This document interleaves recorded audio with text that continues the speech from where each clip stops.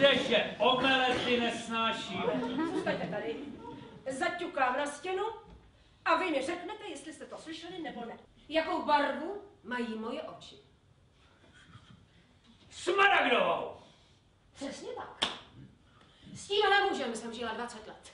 Minulý měsíc jsem si zakryla oči a položila mu stejnou otázku. Nebyl schopen mi odpovědět. Prosím tě, nech toho. Po 20 letech manželství už ani nevím, jakou barvu očí mám já. Ne. Poslyšte, kdo. Pardon, promiňte, prosím vás. Jak se jmenuje? Komadle. Komadle. Děkuju. Ježišmarja!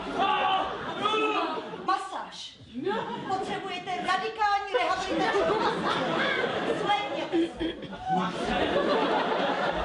Vy jste masérka. Kdyby jenom masérka. Svlékněte se, položte se a uvolněte se. Naprosto zvrácený svět! Děti vyrábějí zbraně. Hajzlové!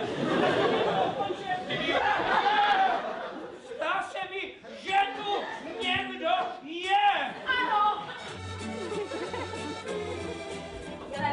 Je to poměrně drahé! Nemáte něco jiného, co byste nám ukázala? Jste rasou? Ne, to není nutné. Zavolejte mi zítra ráno do kanceláře. Dobře, tak zítra. No, ukaž. Narovnáme to tak, no vidíš, máš to moc hezký. Tak jdem.